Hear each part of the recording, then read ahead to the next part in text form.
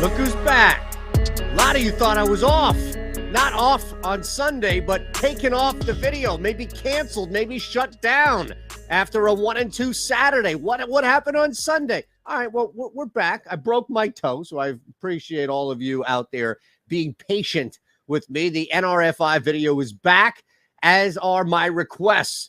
Thumbs up. Subscribe here to the Odd Shopper channel. 16,000 we're hitting at this point. You don't want to miss anything. And the chat is always buzzing, meaning we always accept. It's always open. There's no call to action, anything like that. Anything you want, good, bad, or ugly, let me have it on the chat as we look to break the broom out here. 3 more plays on BetMGM. Yes or no run first inning. So we head on over to BetMGM. And yes, I still have to tell you about this risk-free opportunity that you're going to see by all means. With that said, we begin. And also, too, it's up. I just want to remind you, it is up to $1,000. Let's start with the Yankees-Angels game. And this is going to be a no-run first inning on the written piece. We had it at minus 105. It's still at minus 105 here. That's fine. Frankie Montas looking to kind of further settle himself, right, in as an arm that the Yankees can rely upon in the postseason. The Angels, maybe we bury the lead here. The Angels come off a humongous series in Toronto where they sweep the Blue Jays out of the building, brimming with all types of confidence now. Let's look at this. Montas has surrendered a run in the first inning in only 3 of his 4 starts overall for the Yankees. There's been variance in his performances, too good, too bad, and it's been that extreme.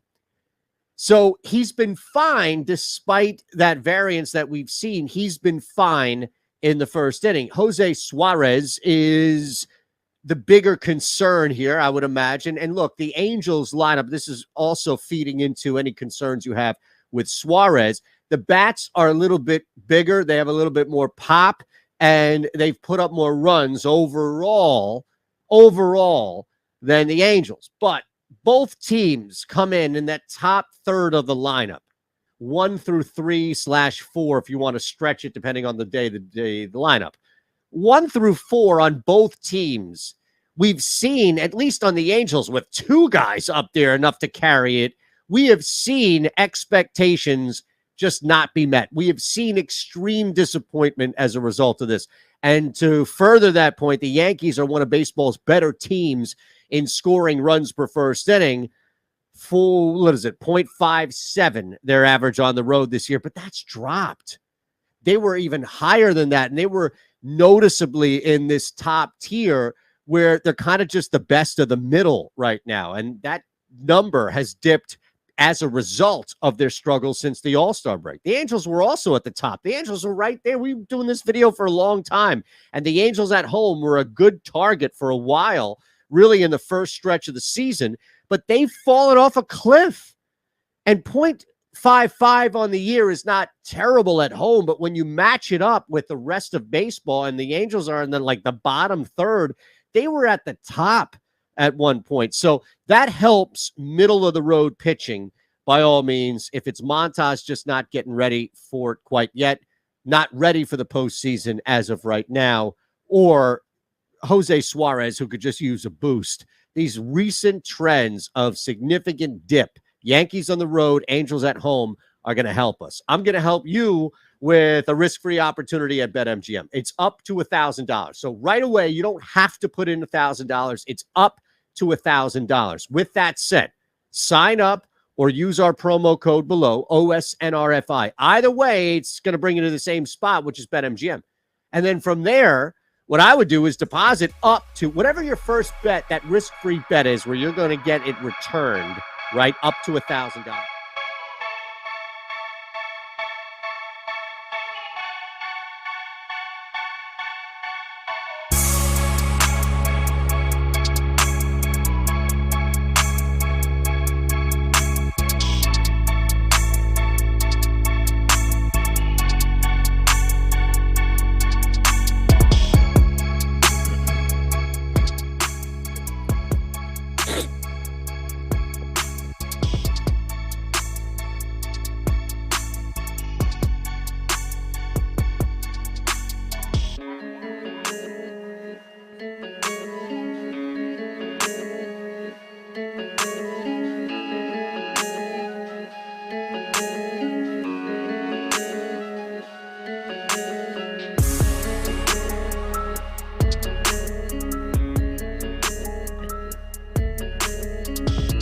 And we are live. Welcome to the MLB Strategy Show. It is Monday, August 29th. I am Josh Engleman. I am joined by Adam Scherer. We are brought to you by PrizePicks. We got an easy one today. 8-game MLB slate, so long as you're playing on DraftKings. Slightly less if you're playing on FanDuel, but that's fine. We're talking DraftKings today. Surprise, surprise. Before we do anything, though, hit that like button, subscribe to the channel, and hit the notification bell so you know when everything goes live. And then also give a shout out to PrizePicks, presenting sponsor of this show. We'll talk about them in a bit. But first, Adam, how was your weekend? It was pretty good. Had a decent day yesterday. Kind of frustrating. Made money in golf, made money in baseball, but was a big favorite to win the $5 PGA tournament on DraftKings. Just needed Scotty Scheffler to not play an awful round, which he did. So I ended up tying for sixth in the 300K to first with a bunch of other people. So made a little bit of money on golf, and then baseball in the eighth inning of the final games. I was in first place on FanDuel and 15th on DraftKings. Kansas City ends up scoring 1 million runs, so I finished third and fifth on DraftKings. Fell back to 16th on FanDuel. So it was a good day, but it was frustrating not to win anything. Yeah, at the very least, at least Scotty Scheffler is likely way more frustrated than you because that's $12 million less dollars. Yeah, that does always sort of make me feel better. I hate when, in baseball, you'll have a team where you need the pitcher to get the win or whatever, and the bullpen blows it, and then that team still wins. Yeah, it's once you blow it, I really want you to just lose the game too. Right. Yeah, Scheffler on the other hand, tough way to go out. I should have had a bigger day in golf, little over 2x coming back in, but 10 1%ers in the mini-max just couldn't catch that real live bullet. Needed Rahm to not be as shitty, and he was. Yeah. Shame. Good MLB slate to talk about. I love these 8-gamers. It's the perfect balance. I hate talking 14 and 15 gamers, so I'm ready to just dive in if you are. Larry C said, FanDuel, is this really Adam? Last 3 days on FanDuel, 3rd, 10th, and 16th in the big tournament. Almost maybe I should have been playing this site before. And just think, in 2 days or whatever, you'll be able to even deposit some more money. Yeah, that is true. Yeah, actually, people probably think that I'm saying that as a joke, but I mean, literally, you could actually just top off. Yeah, I mean, I actually could now anyway. I think I just the other day I looked, I didn't even know if I still had money on there, and I looked and there was 1,500, and I was like, oh, that's enough to just max whatever the baseball tournament was. Yeah. And then I got the third, so now it's up to 6K, 7K. So nice. Hopefully, just keep doing that. There you go. You ready to just talk this baseball slate? Yep. Here we go, folks. Marlins and Dodgers. 2.8 run implied total for the Marlins, 4.2 for the Dodgers. Oh, by the way, there's 3 games. There's, a game out there that didn't really have a line this morning. There's 3 TBD type pitchers for today. It's a weird slate to start. Marlins and Dodgers. Pablo Lopez going for Miami. Tony Gonsolin going for LA. Lopez, 8% owned at 8,200 against the Dodgers, which is something that I didn't totally expect. Tony Gonsolin, 19% owned at 9,600 against the Marlins. Let's start with Gonsolin here. I think he looks pretty good. It's not the Marlins aren't very good. It's a decent strikeout matchup. I like the park, at least to negate some power. I think Gonsolin's basically appropriately owned here at 9,600. Yeah, so do I. It seems like a lot of times when Gonsolin pitches, he's kind of an afterthought because you have a few pitchers that have much better strikeout stuff. He's always priced probably higher than he should be because it's the price seems to factor in his run prevention skills and not his average-ish, slightly above average strikeout percentage.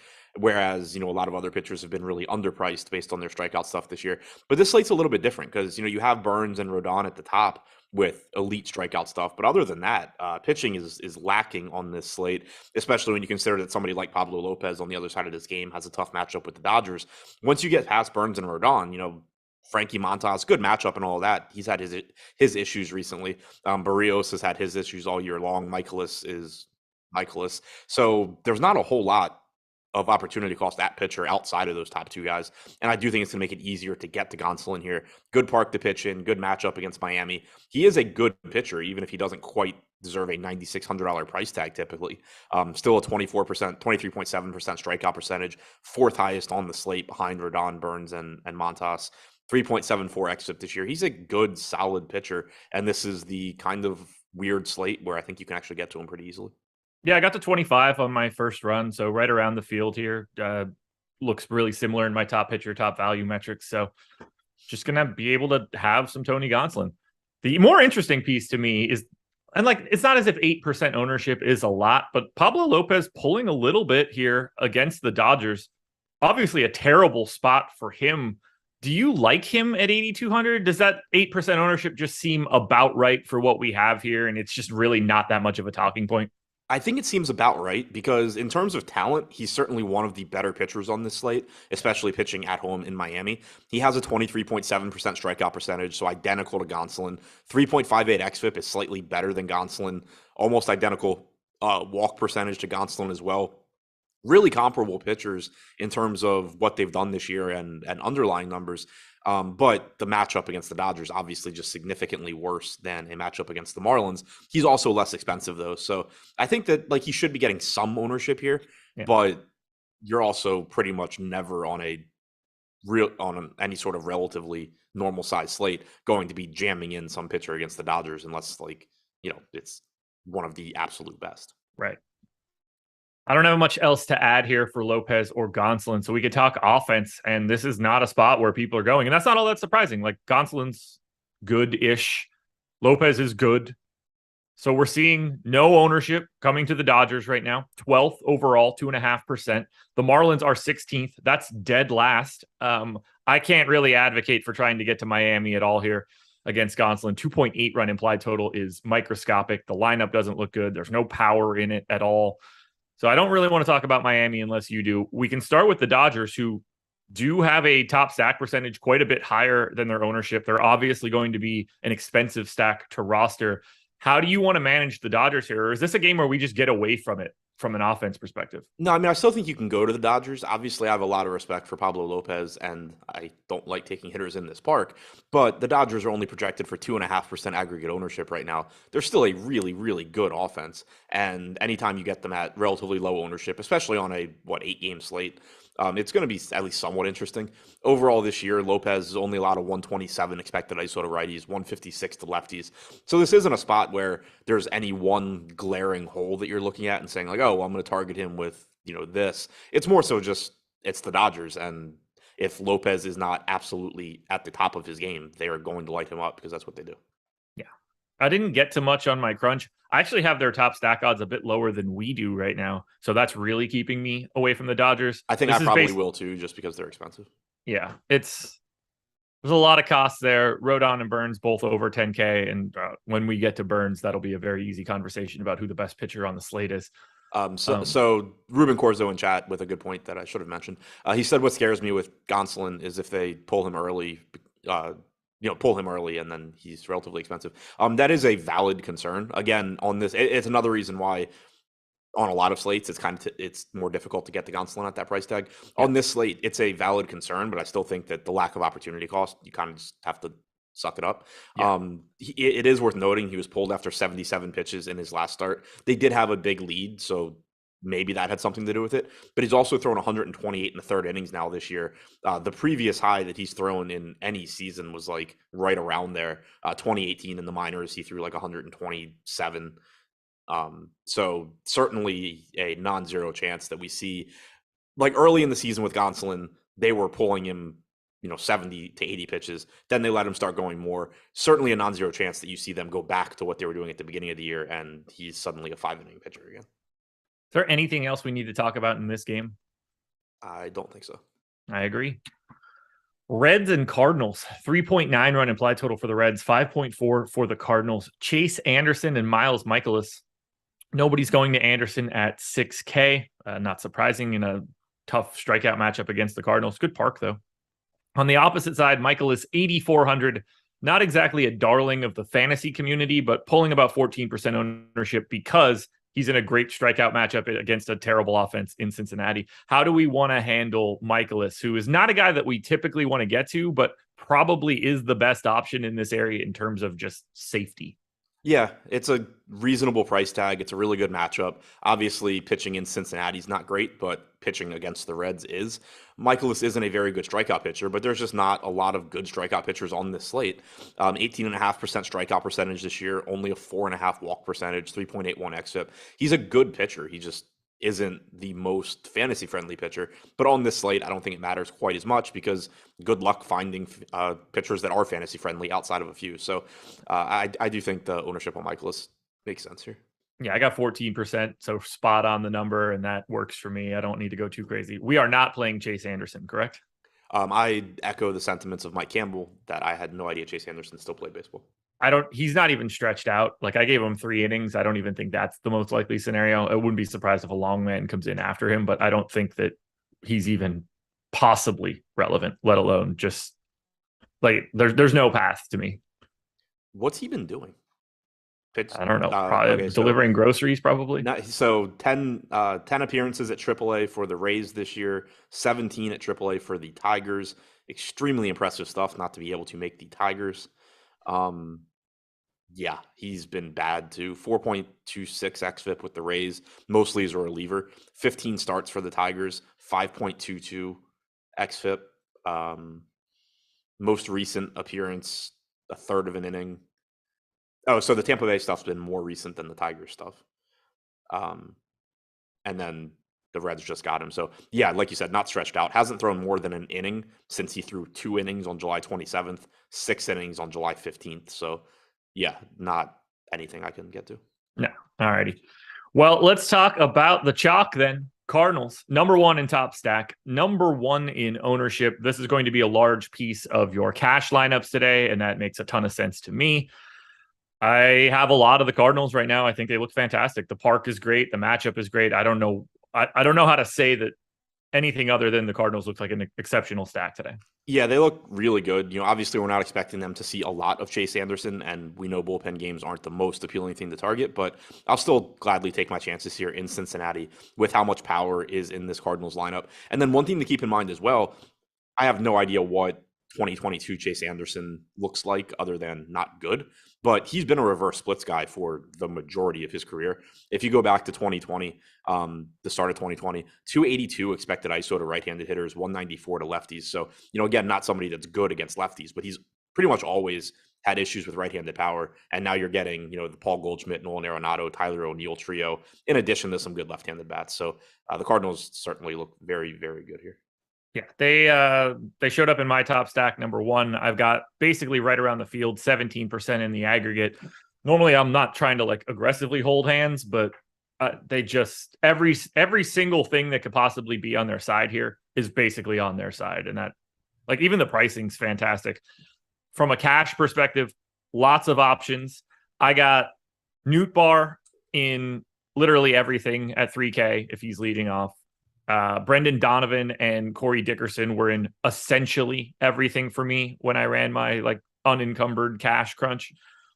I assume you're seeing it similarly in that you're going to just get a bunch of Cardinals or have a bunch of Cardinal options at the very least. Yeah, for sure. And I just looked, it appears that the Reds have 2 left-handed pitchers in their bullpen. That does matter for Brendan Donovan, potentially. Like we've seen the game that the Cardinals, for example, the game the Cardinals were super popular in Coors, Brendan Donovan got 1 at bat before being replaced by Albert Pujols. Still managed to score like 12 points in that 1 at bat, but there is pinch hit risk there. But it's kind of nitpicky too because there's no guarantee that the Reds bring in a lefty to face Brendan Donovan early in the game, especially when you do have a bunch of right-handed bats behind them. So Donovan certainly looks like a good value there. Nootbaar, I think, pretty much a free square in cash if he's leading off.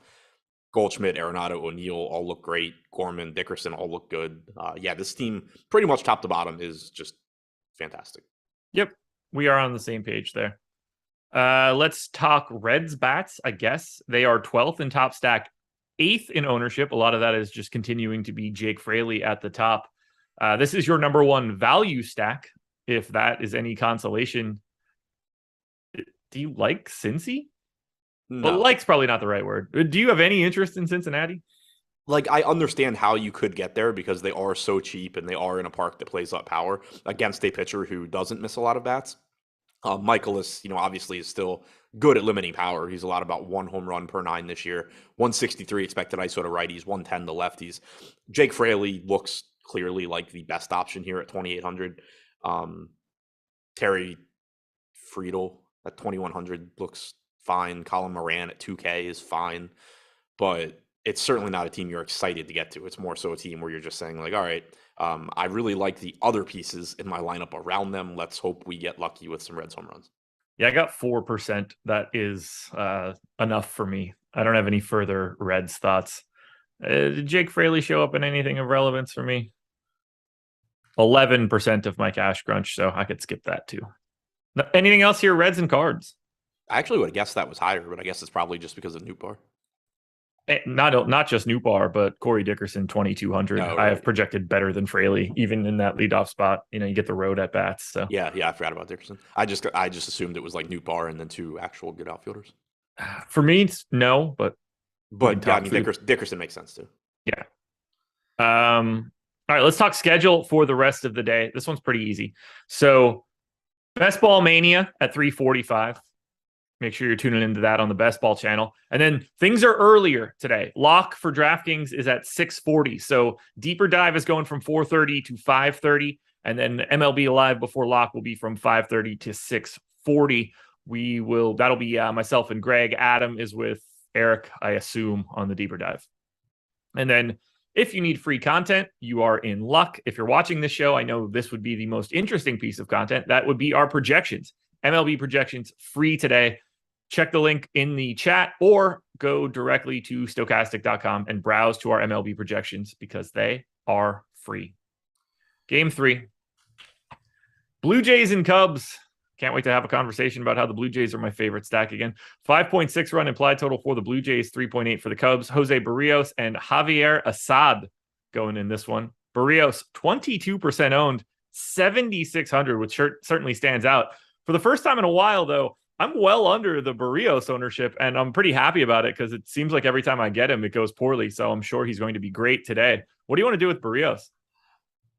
He looks like a reasonable option in tournaments. I mean, it's a cheap $7,600 price tag. It's a good strikeout matchup against the Cubs. It is also a Cubs team that has power in their lineup, and that's been problematic for Barrios. But most of that power is from the right side. That does help Barrios out. So far this year, a 176 expected ISO to righties, which isn't good, but a 244 expected ISO to lefties, also striking out 24% of righties compared to 18.5% of lefties. There's not a whole lot the Cubs can do to play up the platoon advantage against Barrios. Most of their guys are just right-handed. Their projected lineup has 3 lefties, but only 1 Ian Happ in the top 6. So not to say that you should ever have tons of confidence in Barrios, but this lineup sets up in a favorable way for him. Yeah. I got 9%. If I get more, great. I'm going a little bit lower in salary, and that guy has also been awful for me pretty regularly this year, so we'll talk about that in a bit. Any interest in Javier Assad? No, not against Toronto. I agree. Let's talk about Toronto. 2nd in our top stack tool, 5th in ownership. They are expensive as a stack. This is, as per usual, my preferred stack for the day. Infinite power in this lineup. Highest implied total on the slate. I am getting to more Toronto than any other team. How do you feel about the Blue Jays against Javier Assad, who has a 5.02 projected FIP via Steamer? So one thing I am going to point out with Assad is I don't know where the hell these projected stats are coming from. Okay. Good in the good way or the bad way? I think he's likely better than Zips and the bat and everything is projecting him. He didn't have very good strikeout numbers in the minors the last few seasons, but this year he jumped. So 2021, he was at AA, struck out 17.7% of hitters. This year he jumped to 24.7%, and then he went to AAA and maintained that at 24.8%.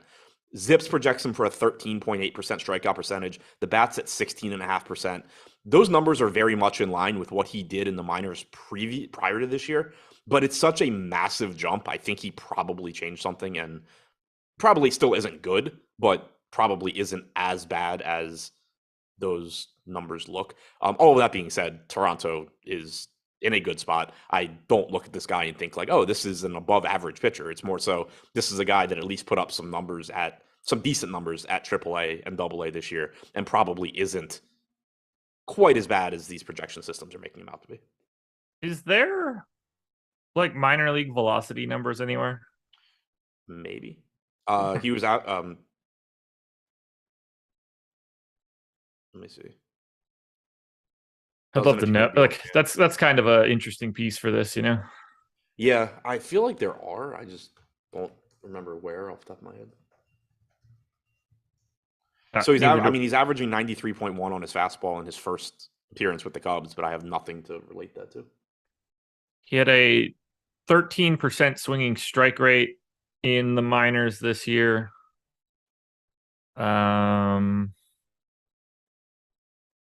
Just trying to find anything else that stands out. Yeah, Fangraphs doesn't have a ton to look at.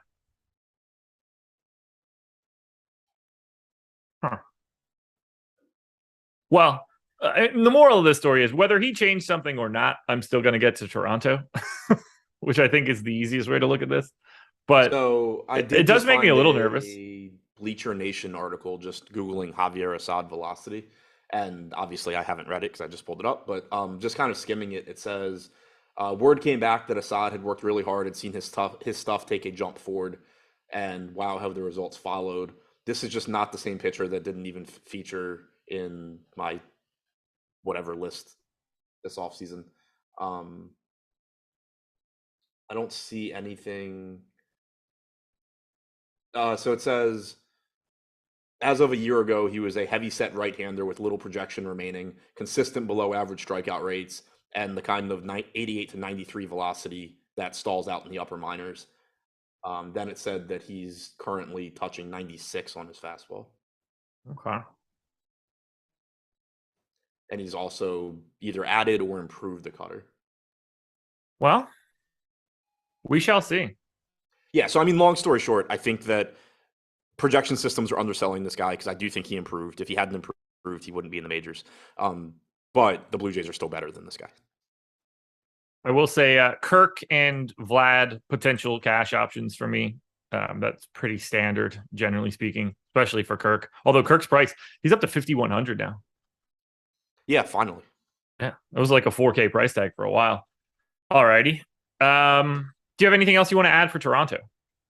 No, just high upside spot.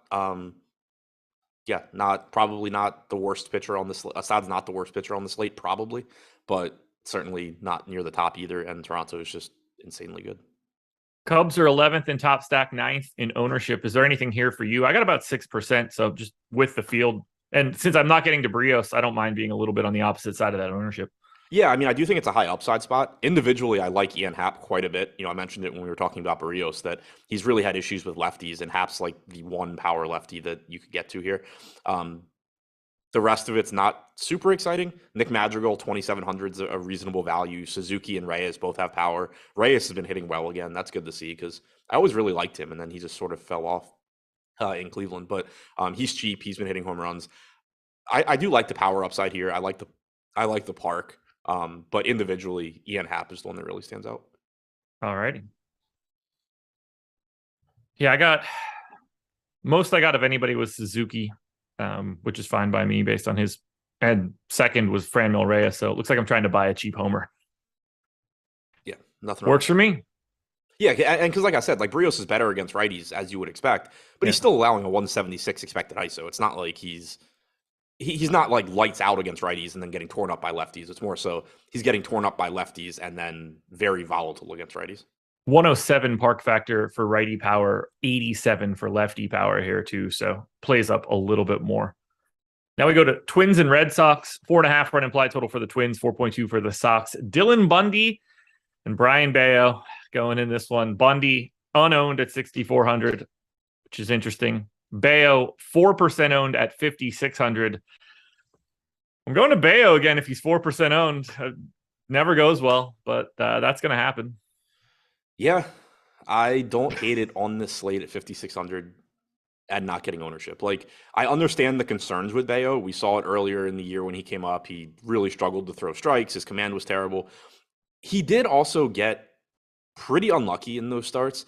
Like, I remember watching those starts, and it was like, you never thought he was going to have success in those starts because he didn't have the command to get ahead in counts. He wasn't, as a result, he's not getting a lot of swings and misses and all of that. But then, like, on top of that, it would be like, just seeing eye singles over and over and over.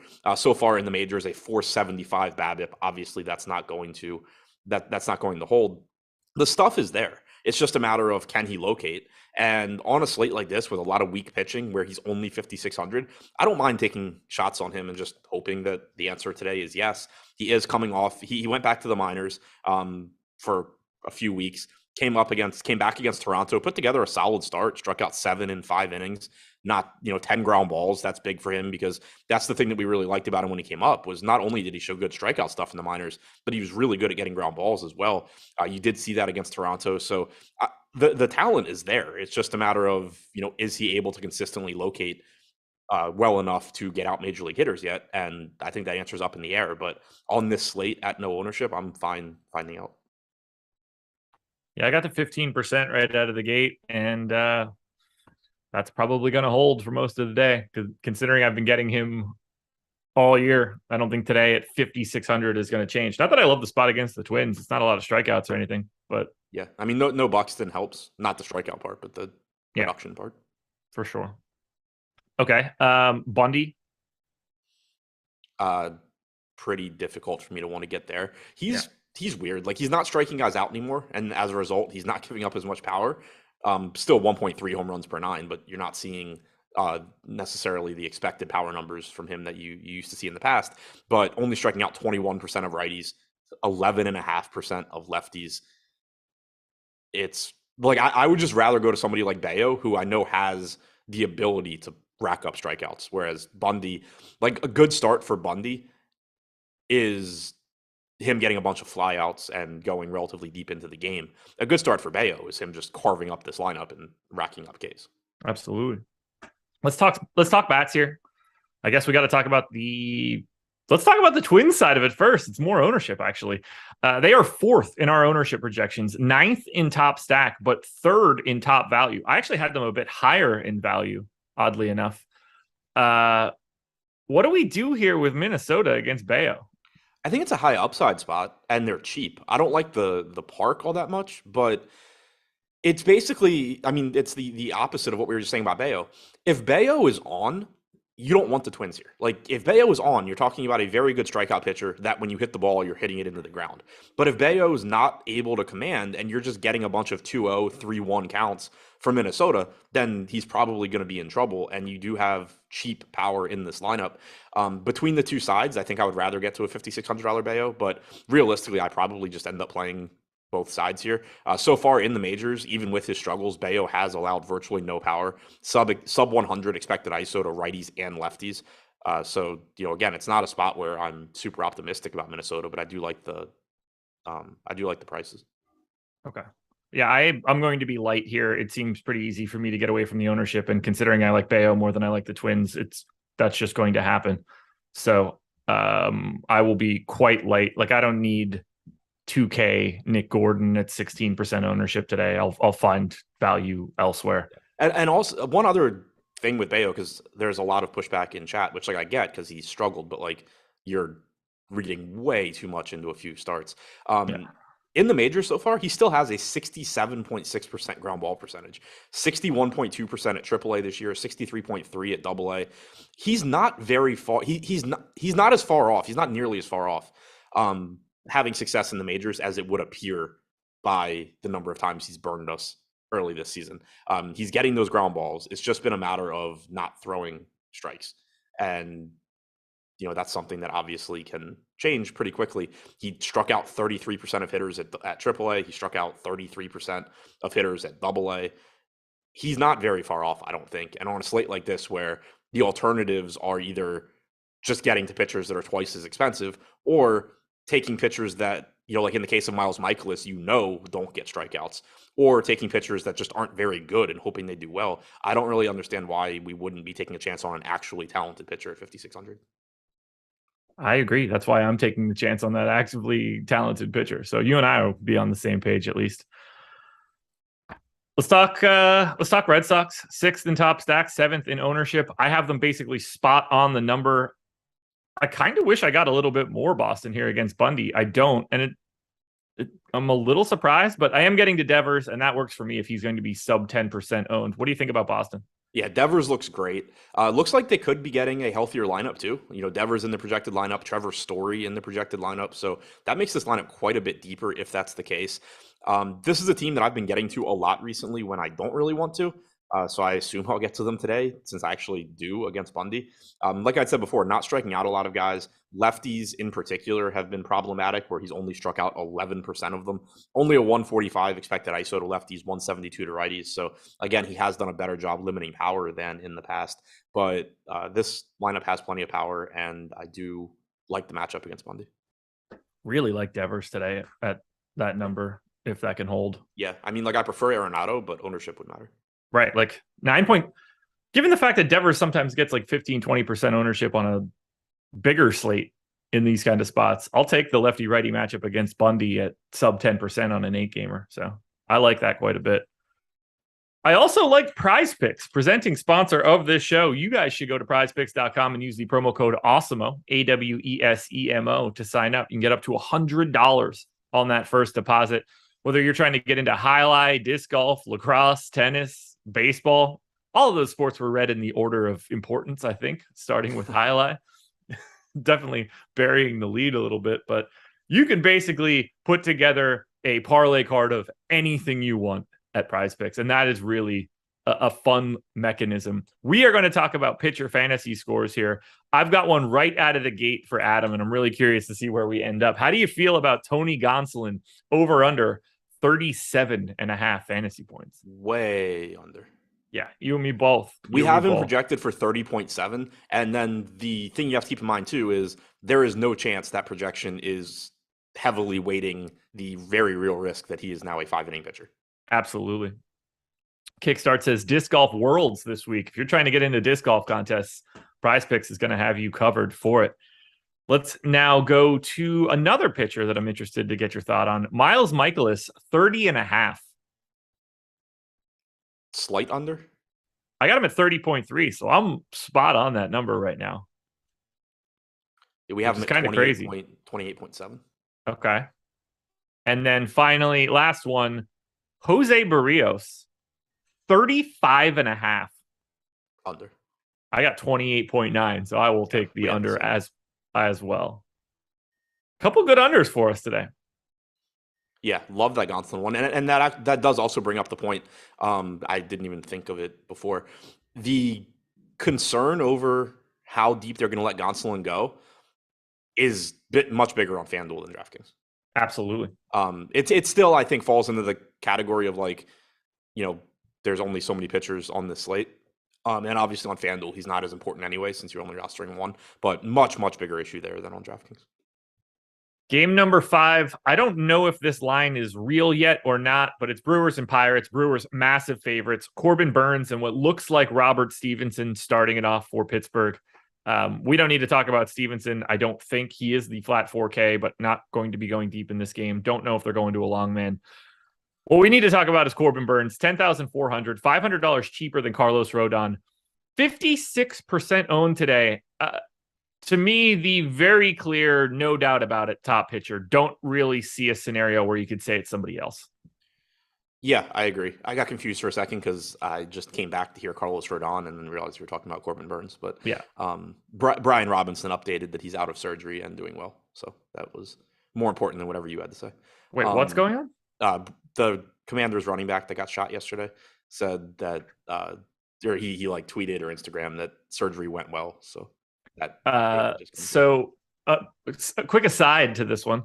My wife had her fantasy draft this past Saturday for her girls' fantasy league. We're just sitting around the house yesterday, and all of a sudden she picks up her phone. She's like, "Oh my God." And I was just like, "What?" She's like, "One of the guys that I drafted got shot yesterday."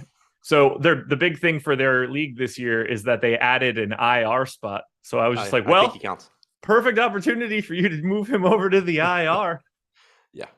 That's good that he didn't have the IR designation yet, so she wasn't able to add him immediately. But she was like, it says here that he's questionable. I was like, yeah, I bet. Yeah, questionable at some point. Don't think he's playing week 1. No, not so much. Well, that's good that he's not dead. Yeah, very, very good. Yeah, and then most importantly, my Antonio Gibson shares look better.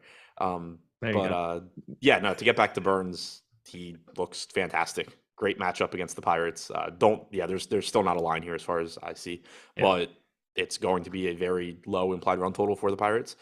Burns is extremely good. 31.4% strikeout percentage is second to Rodon, 2.97 xFIP. There's not a whole lot to talk about here. He's just fantastic. Yeah.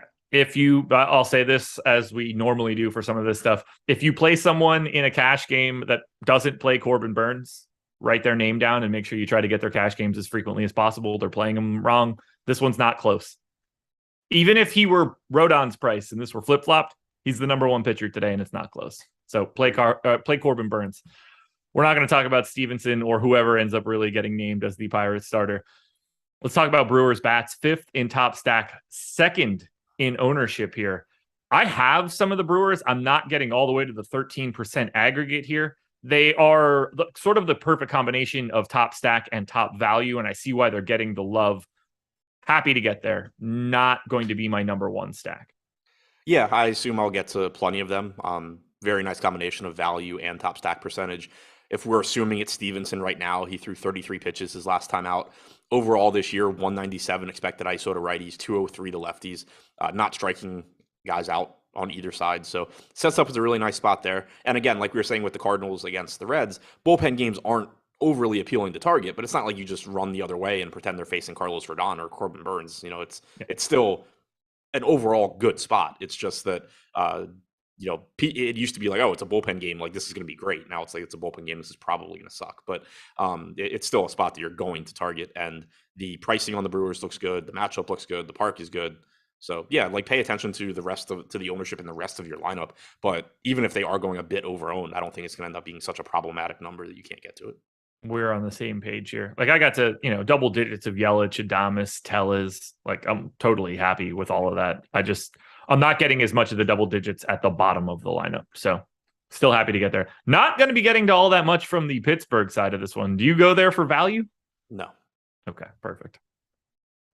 I mean, it's a park upgrade, but like, it's not even like they're obviously cheap, but like the guys that I would want to get to, like O'Neal Cruz is still $4K. Brian Reynolds is $4,600. That might be the most expensive price tag we've seen on him in like 2 months. And it's coming against Corbin Burns. So you could make them, 2,500 and it would still be a tough sell, but at least then it would be like, all right, Brian Reynolds is clearly, priced for this brutal matchup. That's not even the case here.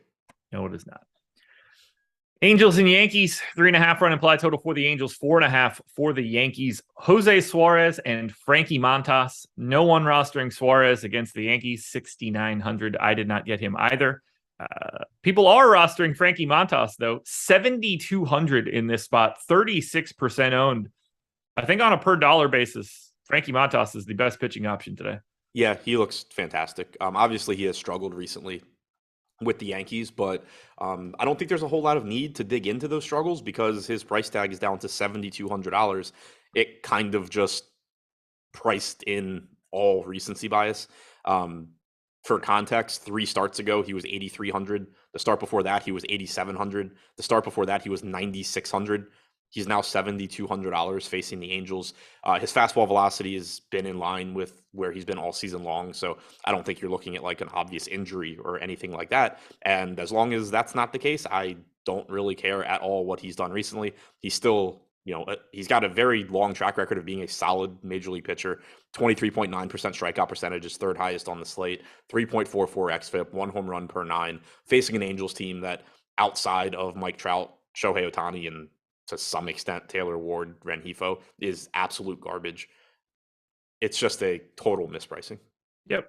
He's to me, the obvious second cash pitcher. Although, like, if you just happen to have all the money in the world, I can understand going up, but Rodon against the Padres is a thing. So I have Frankie Montas projected just barely behind Carlos Rodon today. That's how much price matters here. Even if even if I think that projection is ridiculous, he's 7,200. Like I could lop off a full fantasy point and he's still an incredible value.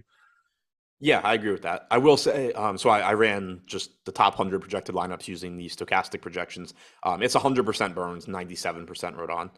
I think that's mostly just a function of how cheap some other bats are. Yeah. Newbar, Dickerson, Donovan. Like that lineup, you're still able to get the Goldschmidt and Judge.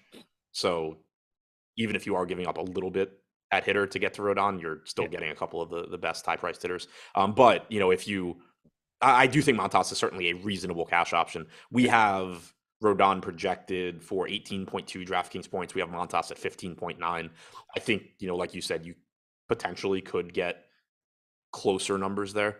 Or I have 17.8 and 17.5. Yeah, or even just get to where it's just like, oh, well, I really like getting from Donovan to Arenado or something like that. So I think your three cash pitchers are some combination of Burns, Rodon, Montas on DraftKings. On FanDuel, it's just Burns, I assume. Absolutely. We're on the same page there. Let's talk Yankees bats. Fourth in top stack, sixth, rather. Couldn't even speak in ownership. I'm getting to a lot more of the Yankees here. These righty bats and the power. I want the Yankees. They look great today. Yeah, they look good. Park's not ideal. Suarez is decent against righties this year, a 23.6% strikeout percentage, 166 expected ISO. Only an 18.2% strikeout percentage against lefties, but a 119 expected ISO. Certainly not a gas can type pitcher that you're looking at him and saying, oh, there's no way the Yankees don't light him up. But I'll still take my chances with LeMahieu, Judge, Stanton, Torres, Donaldson, like all this right-handed power here against him. It's still a very, very high upside spot. I don't want to correct you. Did you say Park's not the best? Yes. It is the best. I mean, it's not the best, but 105 park factor for runs, 121 home run park factor. This 3-year rolling home run park factor. For the Angels? Yeah. Oh, I forgot they moved the wall in a few years ago. Yeah. This is very, very advantageous. I got at 110 park factor for runs, 113 righty power, 125 lefty power. Yeah, that's interesting. Yeah, I totally forgot that they had moved the wall in. I didn't realize it made that big of a difference, though. I was hoping I was just right when I was saying this stuff and I wasn't missing something, because you were adamant and I was like sort of the opposite adamant. Yeah, I mean, Angels Park, I didn't think had ever been a good hitter's park. Yeah, it is. It's looking pretty tasty for right now. Let's see. So in 2019, it was like a neutral home run park. Early 2000s, it was where home runs went to die. Right. These past 3 seasons, 126, 118, and 124 were the home run park factors per Statcast. It's just a very much a big time hitters park now. Yeah, looking at ESPN park factors for this year, 7th best home runs, 5th best runs. So yeah, massive change. Yeah. And all of those things that I'm saying right now make me really want to get Yankees bats against Jose Suarez. Yeah. If I remember correctly, the wall change was 2019. 2018, according to ESPN park factors, 19th in runs. Yeah. It was still 7th in home runs. But 92 park factor in 2018, jumped to 98 in 2019, and then 121 in 2020. So I think we could figure it out. That's when they're moving those walls. All the Yankees. That's what I want today. And from an Angels perspective, is there anything here for you against Montas? Trout, Ohtani. Correct. I guess I'll throw Rengifo in there too, just because I do get to him a lot with second base, third base. All righty. One last thing I want to touch on, folks. If you are interested in the NFL preseason. Okay, well, this date's not even correct in the thing that I grabbed. So let me double check that this deal is still running. Because Sunday, August 29th is not a day. Eisman's running. Let me get to the DMP. I'm giving you guys a promo in some way. We'll figure out which one of them it really is in a second. What do we got here? Are we going to go Heisman? I don't see that one. We're going Heisman. We're talking college football. Let's do Heisman. I'll strike the pose. That was like the most fun thing to do in like backyard football. Break a punt, do the Heisman. I didn't do that a lot because I was slow, but that's neither here nor there. College football is back. Adam, anything good for you in college football this weekend? No, got smoked. I was over the field on a few like really good contrarian plays, but also just got smoked by chalk that I wasn't as heavy on. So Wasn't great. All righty. Well, if you use the promo code Heisman, HEISMAN, you can get our college football weekly package for $1. One single dollar for your first week. Perfect way to get introduced to college football with projections and ownership, top stacks, Discord, and more. So again, you can join Stokastic Plus with the college football DFS package 1 week for $1. That's a pretty good deal. You can see it on the screen right now. And that graphic will do a much better job of explaining it than I did. Diamondbacks and Phillies, 3.8 run implied total for the D-backs, 4.9 for the Phillies. Madison Bumgarner and Ranger Suarez. Bumgarner, 1% owned at 6,700. Suarez, 8,800 and 6% owned. I don't really want much pitching here. I'll probably have like a couple percent of both guys, but this is not a spot that I'm targeting. Yeah, I mean, I think Suarez is an okay tournament option. Arizona's not the best offense. Suarez is a decent pitcher. For example, he's getting 6% ownership compared to 14% on Michaelis, who's $400 less. I think, if you need to save ownership and turn a little bit of Michaelis into Suarez, that's fine. We have them with basically the same top two pitcher percentage, but not a spot that I'm overly excited about. 20.2% strikeout percentage for Suarez this year. I think it's a positive park shift. I don't know. Maybe you're about to tell me Chase Field's better than Citizens Bank now, but neutral for runs. Yeah.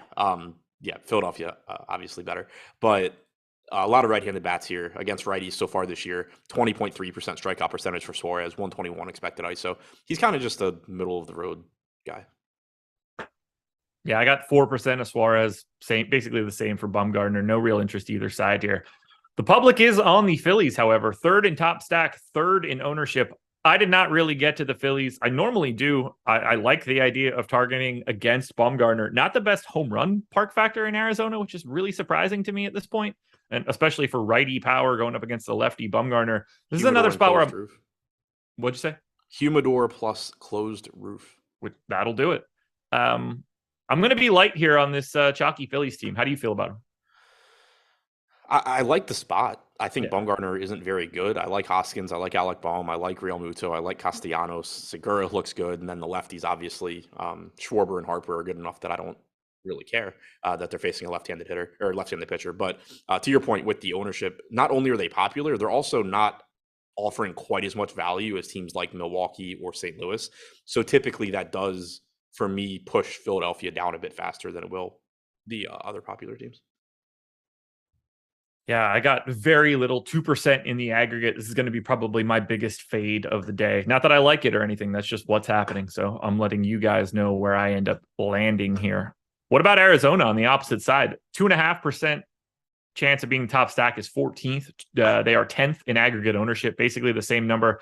I actually doubled up that ownership. I have about 5% Diamondbacks. I don't love it, but they are pretty cheap.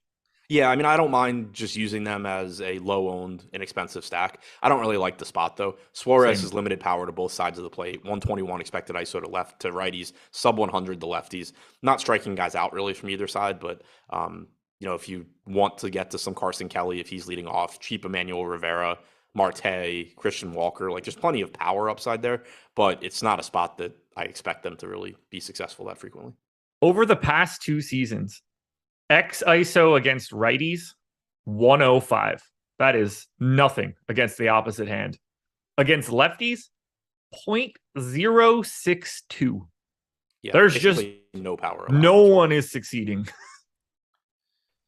Yep. Scary. Yeah, and if you go back to last year, that comes with a 27% strikeout percentage against lefties too. This year, it's down to 19.5%. Okay. Yeah, he's just negating everything. I got nothing else here. Me neither. Final game, Giants and Padres. And by the way, guys, 340-something people in here, 72 likes. We got to get it up to 100. 28 of you need to hit that thumbs up right now. Let's get to that 100-like mark. 3.9 run implied total for the Giants, 3.4 for the Padres. Carlos Rodon and Mike Clevenger. Clevenger, 10% owned at 8K against the Giants. Carlos Rodon, 19% owned at 10,900. Most expensive pitcher on the slate going up against the Pods. Let's start with Rodon at 10,900. How does he stack up to you in this matchup against the Padres? He is owned basically the exact same as Tony Gonsolin at 9,600. Is he a better option than Gonsolin? I think so. You don't have the pitch count concerns. You certainly have better strikeout stuff. The matchup against the Padres obviously isn't as good as it is against the Marlins, but that aside, you're talking about a pitcher in Rodon that has a 32% strikeout percentage compared to about 24% for Gonsolin. He's just a better pitcher across the board. So I think that helps make up for the matchup concerns. Right now, we have Rodon at 18.2 DraftKings points. We have Gonsolin at 17.2. So not a huge gap there. But again, I do think that there's a little bit of Gonsolin's projection may be skewing a bit high depending on how aggressive the Dodgers are going to be with limiting his innings the rest of the year. So there is a chance that 2-3 starts from now, you would look back on this and say oh yeah, shit, Gonsolin should have been projected for 15 instead of 17. Whereas you don't have those sort of concerns with Rodon either. I just pulled an out away from Gonsolin because it is making me a little bit nervous. And I have Rodon by a half point over Gonsolin. I am a little nervous about that right tail on Tony as well, but we'll see. I'll try to pay attention to it a little bit more as we go. Either way, happy to get to some shares of Rodon, but I can't put him even close to Corbin Burns. It's just the matchup is so much. There's not a lot of strikeouts in this Padres lineup. There's a lot of talent in the Padres lineup. Maybe not as much as there normally is, but still a good lineup nonetheless. So a little scared about Rodon at that price tag, but I'm going to have him in the 15 to 20% range either way. What about Clevinger? 8K today. Giants team that's not the best matchup in the world. Great park if you're trying to avoid power. Does he have some upside that's really not being realized, or is 10% about right for him? I think 10% is about right. He's a solid pitcher. Strikeout stuff is down a bit this year at 20.8%, 4.54 xFIP. He's going to, you assume, be getting a lot of left-handed hitters. So far this year, 21.2% strikeout percentage against lefties, 204 expected ISO is not ideal. He's kind of interesting because, if you talked about a previous year version of Mike Clevinger that's striking out 24, 25% of guys, I wouldn't really care too much about the matchup here, and I would like taking chances on him, but he just hasn't been that guy this year. He has not. Kind of bums me out. I liked him a lot a couple of years ago. It was fun. I got the 2% here, so I don't have him. And I don't have bats really, at least on the Padres side against Rodon, which should be common. They are 16th in ownership. The problem is they are 8th in our top stack tool. Are you trying to get to the Padres more than anything else in this game in comparison to Rodon? That's a big gap between top stack and ownership. Yeah, but they're also really expensive, and I also think it's very likely I come in lower on top stack. They have a 3.5 implied run total. I came in half of it, by the way, so I think you're going to be with me. Yeah, they're expensive, and that factors into mine. Whereas, in the tool on the site, you're looking at the top stack and the top value separately, and then kind of just putting them together. So I'm naturally going to come in a little bit lower. So yeah, they're the Padres. They have a lot of really good hitters, but targeting Carlos Rodon in San Francisco on a slate where you have a lot of bad pitchers going is probably not going to be where I'm at. Yeah, I didn't get there either. We had him at 6%. I had him at 3%. Even if we want to just say that the truth lies somewhere in the middle, I'm still really not going to be prioritizing Padres against Rodon. Yeah, 110 expected ISO to righties, 137 to lefties, 32% strikeout percentage against righties, 33% against lefties. Yikes. I hate even asking. I hate this team so much. I'm so sick of even talking about San Francisco. As per usual, I'm getting to them. They are 11th in ownership, 13th in top stack, decent value. I got them a little bit higher in both top stack and top value. Do you like San Francisco against Clevinger? A little bit. I mentioned Clevinger has struggled with left-handed power this year. That is neutralized in large part by this park, so that's not ideal. You also, of course, have pinch hit risk with guys like LaStella and Wade, but they are cheap and likely hitting toward the top of the order. Jock Peterson at 4,500 would probably be my favorite bat here. Okay, I agree. Yeah, there's just he's 1% owned. Most of this team is 1% owned outside of LaStella and Brandon Crawford. I'm going to get to San Francisco. I'm just going to hate it. Stephen Leibowitz said 59 degrees in San Francisco tonight. Yeah, there's another just not helpful piece of data for wanting to roster the Giants. I'm so sick of talking about them and getting them. Yeah. Fortunately, I haven't really been getting to them recently, which is good because there was a brief stretch where I was and it was miserable. I'm surprised they don't rank higher than 7th in top value given some of the prices here. Most expensive guy that I see in the lineup is $4,500 Jock Peterson. It's a pretty good value team, multiple MPEs. I think they're kind of easy to roster. Yeah, but it's also in San Francisco, and there's plenty of other cheap teams. For sure. All right, let's sum it up. Favorite pitchers? Burns. Do you have any other favorite pitchers? Rodon, Montas. Okay. Brian Bayer. Burns, Montas are the clear top two. Brian Bayo is my this guy's not getting in ownership type guy. Top stacks. All of them that aren't facing Burns. Cardinals, Blue Jays, Yankees, I think are Milwaukee, probably my top 4. Yeah, Blue Jays are number 1 for me with a bullet. I will eat the chalk for the Cardinals. I will eat the chalk for the Yankees. Giants are the team that I'm getting to well over the field. I hope that just goes away by the time I get to live before lock. And I am mostly neutral on the Brewers. Biggest fade for me is either going to be the Phillies or the Twins. And that's just right now. You've got tournament plays videos coming up in a little bit. Deeper dive later. I will be on live before lock. Anything else we need to touch on before we get out of here? Nope, I think that's it. That'll do it, everybody. Thank you for hitting that like button, getting us to 100 on the dot. I appreciate that. Keep hitting it if you can. Good luck on everything you're doing today. We'll talk to you again later. Peace.